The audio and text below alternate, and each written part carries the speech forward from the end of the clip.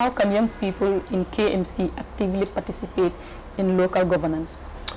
It's by being part of the ward development committees, because that is where issues are discussed. Because the councillors, we are just representatives. We come here, we represent, we go back to the communities. So the ward development committees are the first point of call for anybody, and working with their councillors, but coming up with initiatives also in their wards, because KMC cannot do it alone. And the young people are very innovative, especially young Gambians. I like to say that we are one of the smartest people in the world, but unfortunately there's no support. So if they are able to work with their councillors and with their members of parliament, I'm sure that they can definitely take an active role, in the governance structures of KMC.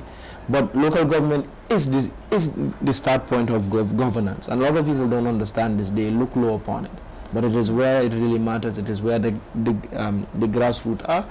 And I hope going forward that young people will take an active role in local governance. Okay. What policy changes would you like to see at the national level to better support Gambian youth? I think one of it first should be, how do we improve the budget for young people? When you look at the budget today and you look at the budget of other areas that I think are not a priority to the country, you realize that not a lot has been budgeted for young people. And another policy I think we need to look at is, how do we, what I think they have done a good job in is, how do we improve STEM and also the TVET.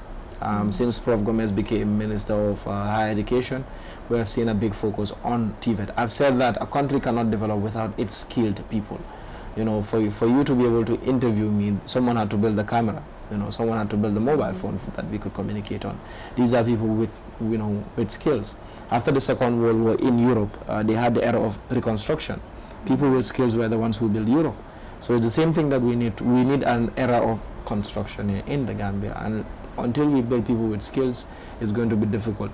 Another policy I'd like to see is, how do we also nationalize, most of our industries, making sure that Gambians are given the support that they need.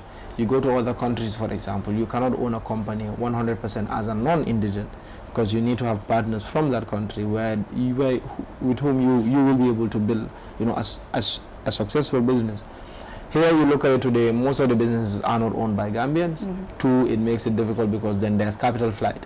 No matter, because we keep saying that the economy is improving 6% here, 12% there, 9% here. But okay, the economy is controlled 90% by non-Gambians. It means out of that 6%, 90% out of that 6% growth is leaving, because it's going to be capital flight, right? We keep saying that 42% of our budget and GDP are made of remittances, of people sending in money. We don't keep the forex, because once it comes, everybody who sends money here is either you're buying food for your family, for survival, or you're building. You go to Gimpex, you buy cement, you buy other things, you're giving it to people who are not Gambians. They take the money out. So it's not reflective. Like Amatai Sen has always said in development, that it needs to be reflective in the life of the people. Okay, GDPs can grow, but if it's not reflective, people are not seeing changes, what's the point? So I don't know what the government pushes when they say the economy is growing, but every day people are having less money in their pockets to use. Today, 2 months ago, the cement was at 400, today is at 590. 2 months ago, bread was at $10, today is $12. 2 months ago, a kilo of meat was $450, today is $500.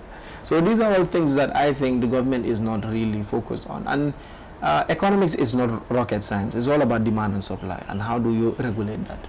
So I think these are policy issues I want to see change and more focus to be given to.